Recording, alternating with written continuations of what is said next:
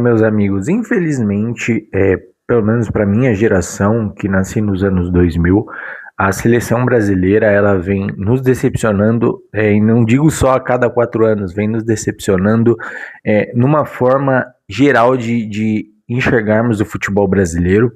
Eu queria discutir um pouquinho com você que é meu inscrito, com você que caiu nesse vídeo por qualquer motivo, sobre o porquê que a gente não é mais a geração de futebol. Eu andei dando umas pesquisadas para fazer esse vídeo, né, para não ir só pelo apelo da emoção. Inclusive, eu deixei passar a eliminação do Brasil, deixei a Copa do Mundo se encerrar para eu ter certeza do que eu estou falando, para mim não utilizar de palavras que eu possa não concordar efetivamente ou para algumas atitudes que eu acharia desnecessária, porque a geração da seleção brasileira não é uma geração ruim. Muitas pessoas, né, as pessoas mais velhas colocam, e pessoas que não acompanham futebol, colocam a seleção brasileira como uma terra arrasada, que porra, a gente não produz nada, a geração é ruim, os jogadores são ruins, ninguém tem talento e tudo mais, e todos nós sabemos, pelo menos os que acompanhamos futebol, que isso não é verdade. A seleção brasileira ela tem nomes muito bons e caras de muita qualidade, né? Se você tirar o Neymar da parada, que já é um cara que não joga, na minha visão, desde 2020, né? Ele é um cara que ele tem lampejos de habilidade, e ainda assim consegue ser o melhor brasileiro que nós produzimos desde 2010, né? Da última década aí, e das últimas 2, 3 décadas. E infelizmente, para nós que gostamos de futebol e gostamos da seleção brasileira, ouvir isso soa como um absurdo, né? Porque você fala, porra, o Brasil, a última seleção brasileira de verdade foi de 2002. Eu cansei de ouvir isso e sinceramente, eu debatia muito, muito. Eu ficava revoltado porque eu falava, cara, é impossível você ter jogadores como Casemiro, como Marquinhos, Thiago Silva, Neymar, né? Mais recentemente aí, muitos colocam Vinícius Júnior, colocam Rodrigo, todos esses caras, Endrick, que tá aí para a próxima safra do próximo ciclo, e eu falava, cara, é impossível, é um negócio que eu não consigo entender. Como que as pessoas falam, essa geração aí não joga nada, essa geração não ganha nada. E com o passar dos ciclos de Copa do Mundo, e desde 2010, né, você pode colocar aqui que eu acompanho o futebol, tipo, de verdade mesmo, de 2010 pra cá. Eu sou um cara dos anos 2000, então, porra, é difícil pra mim ouvir que a seleção não presta, ouvir que a seleção é uma porcaria, ouvir que os jogadores não têm amor à camisa, ouvir tudo isso, mas parando para analisar, né, depois de anos torcendo o nariz e falando o que os mais velhos consideram um absurdo, eu cheguei à conclusão de que sim, nós temos um problema estrutural, e eu não falo que eu cheguei à conclusão agora, foi ao decorrer, no passar dos anos na seleção brasileira, e infelizmente, nós podemos notar algumas coisas que fazem com que a seleção brasileira não seja a potência que já foi um dia, né? E eu não vou só falar de que, não, porque os jogadores de antigamente, o Ronaldo, o Rivaldo, Cafu, e todos esses caras, né, principalmente os da geração 2002, que é os que estão mais frescos na memória, Marcos, o goleiro e tudo mais. Eu não vou entrar nesse aspecto de ficar subjugando os caras. Os caras ganharam o torneio mais difícil do mundo, que é a Copa do Mundo, né? Cristiano Ronaldo, que falou que ganhar uma Euro é mais difícil que ganhar uma Copa do Mundo. Não é, irmão, não é, não é.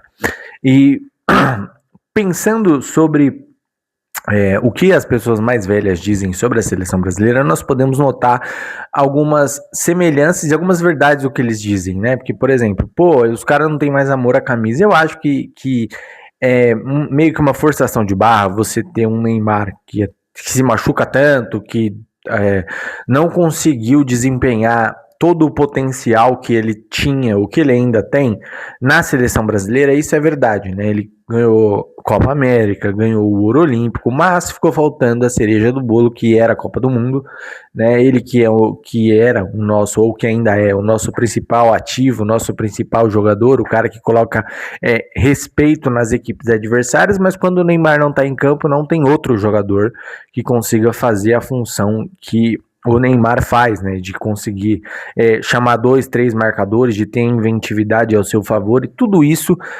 corroborou para todas as eliminações da seleção brasileira.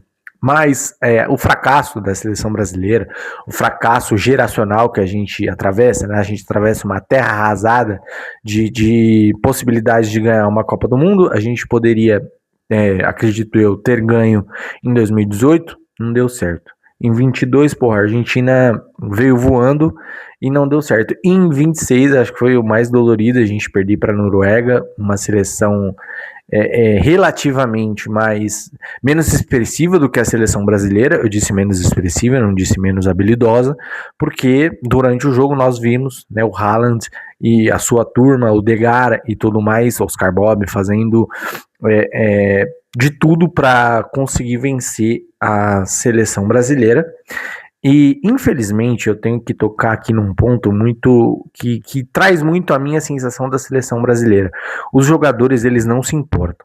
Eles não se importam de perder e no outro dia, porra, tá tirando foto na praia, tá lá, caralho, eu tô aqui em Ibiza, a torcida brasileira tá. Acho que ela nem tem mais a credibilidade que havia antes. E pra gente conseguir arrumar isso, Matheus, como é que... Ah, Matheus, você tá falando aqui tudo que eu já ouvi, isso aí é tudo balela, a gente sabe que a seleção tá uma porcaria, que a seleção tá um lixo, que a seleção não tem estilo de jogo, que a seleção não tem padrão de jogo, que a seleção brasileira, em momentos decisivos, ela pipoca, a gente já sabe de tudo isso. Então, por que você tá gravando esse vídeo? Cara, eu tô gravando esse vídeo porque eu quero propor uma revolução na CBF. E propor uma revolução mesmo, sabe? De olhar não só para os 23 convocados, mas olhar para o nosso país, olhar para a nossa safra de atletas. Por que a gente libera os caras tão cedo? Por que a gente não segura os nossos atletas no país? Fala para mim. Aí a resposta é óbvia, porque a Europa ela tem mais oportunidade, ela tem mais dinheiro, ela tem campeonatos mais vistosos, ela tem a Champions League, ela tem a Premier League, ela tem a La Liga, todos esses campeonatos são melhores do que o Campeonato Brasileiro. E aí eu te pergunto, por que... Ó, até caiu aqui. Por que o nosso Shamir Saud não faz uma porra de uma revolução? Cara, faz o seguinte, se você quer ter uma reformulação da seleção brasileira, esquece, não adianta só mudar o treinador, que foi uma decisão acertada assim, mas não adianta só mudar o treinador, você precisa mudar toda uma estrutura que faz com que a seleção brasileira chegue na Copa do Mundo e tome vareio para a Noruega, e porra, tome sufoco para a Noruega, tome sufoco para o Japão.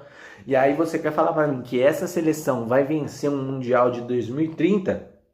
Não vai, não vai. A gente tem fé. Porra, eu fui lá, comprei álbum da Copa do Mundo e fui entrando no clima e tudo mais, e aí a gente vai avançando, a gente passa o sufoco pro Japão, depende do Casemiro para fazer um gol, a gente depende do Endrick para uma jogada individual marcar gol para a seleção brasileira, aí o nosso técnico deixa o nosso principal jogador todos os jogos na porra do banco, fica confiando no Vinícius Júnior, que infelizmente não é o Vinícius Júnior do Real Madrid. Parece que o Vinícius Júnior do Real Madrid, quando ele vai para a seleção brasileira, o do Real Madrid, que põe medo nos adversários, vai para um contra um, ele tira férias, ele não participa da Copa do Mundo. Ele não participa. O Rodrigo vai lá e se machuca. Pô, mas a culpa não é do cara. Fazer o quê, velho? Fazer o quê? Aí a seleção brasileira... Aí o Casemiro vai lá na porra na entrevista. Ah, não, porque a gente lutou aqui, infelizmente fomos eliminados. É óbvio, a seleção brasileira, desde 2002 pra cá, a gente só tem fracasso. E toda vez a gente queria orgulhar o povo brasileiro, a gente queria orgulhar o nosso país, a gente é o país do futebol. A gente não é o país do futebol. O país do futebol tem campeonato sério, o país do futebol não tem corrupção. País do futebol não tem investigação de corrupção da polícia rodoviária, da polícia federal. A gente não, país desenvolvido de grandes clubes não precisam ficar importando seus atletas para fora porque eles têm mais oportunidade lá. A gente muda o campeonato aqui, ó. A gente precisa reformular. Ô, Samir Saud, pelo amor de Deus, cara. Porra, aumenta a competitividade, segura os caras mais um pouco, deixa os caras ficar aqui pra gente ter um interesse na Libertadores, pra gente ter um interesse no Campeonato Brasileiro, pra gente não... Quem é que tá empolgado com a Libertadores? Fala pra mim. Você tá empolgado? Você não tá empolgado, irmão. Se você... Ah, mas eu sou flamenguista, a gente foi campeão, eu sou palmeirense. Porra, só vocês só estão empolgados.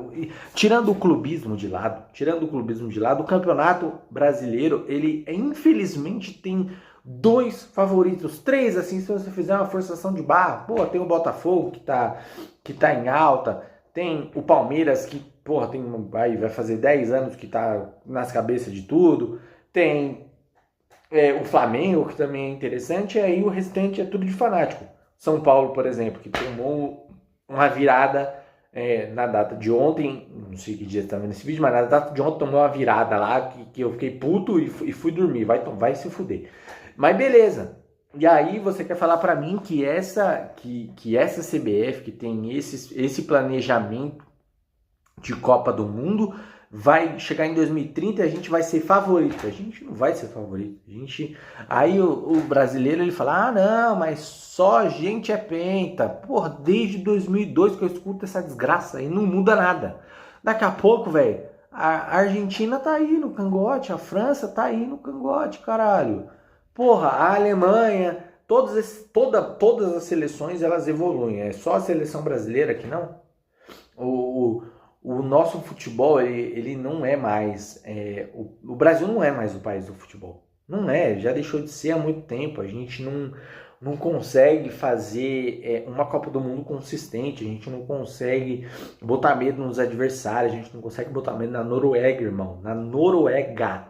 E aí, o brasileiro, e eu me incluo nisso, ele se ilude muito fácil. A gente ganha 2, 3 jogos... numa puta de uma cagada lá fazendo gol do Japão, a gente fala, porra, agora vai, hein, caralho, bota o Neymar em campo que vai. Não vai, irmão, não vai. O Neymar jogou a sua última Copa, e agora?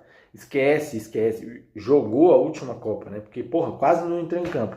E aí você quer falar pra mim que, porra, Vinícius Júnior, que Rodrigo, que Bruno Guimarães, puta que pênalti desgraçado que esse maluco perdeu, eu tô puto aí. Então, assim, o Brasil não é mais o país do futebol, a gente precisa de uma revolução no Campeonato Brasileiro, precisa segurar os atletas mais tempo aqui, fazer os caras jogar Libertadores, fazer os caras jogarem a Sul-Americana com vontade nessa porra, fazer os caras gostar de jogar no Brasil, não de pensar assim, na entrevista lá no maluco do Sub-15, onde você quer jogar? Antigamente eu via, porra, eu quero jogar no São Paulo, eu quero ir para mais um Mundial.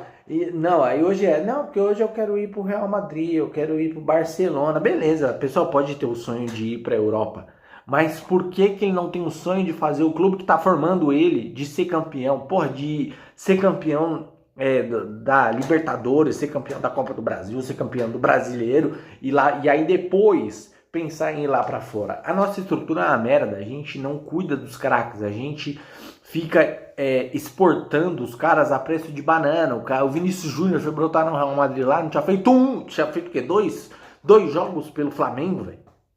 E aí, imagina só se esses caras permanecem mais tempo aqui, se o Campeonato Brasileiro não ia ficar mais interessante, se a Copa do Brasil não ia ficar mais interessante. Olha só, vamos usar o exemplo do Neymar aí, ó, porra, em 2011, vai lá, joga pra cacete, ganha Libertadores, ganha a Copa do Brasil, porra, faz estrago no Brasileiro, aí depois é contratado pelo Barcelona.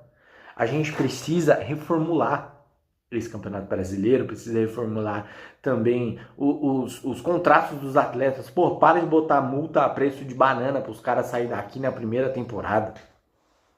Mas e a sua opinião? Você acha que o Brasil vai conseguir se reerguer? Vai sair desse buraco que a CBF fez o favor de colocar não só os jogadores, mas também o Campeonato Brasileiro? Porque se continuar assim, irmão, esquece. Eu não vou ver Copa do Brasil ser campeão do mundo nunca. Você não vai ver o Brasil ser campeão do mundo nunca. Só quando isso mudar. Bom, é isso aí. Alô, Chamir Saudi, vamos fazer alguma coisa aí de útil, né? Segurar os caras mais tempo, fazer uns contratos mais longos, impedir que um Vinícius Júnior da vida seja vendido aí por o quê? 20 milhões de euros, que para os europeus não é nada nessa porra.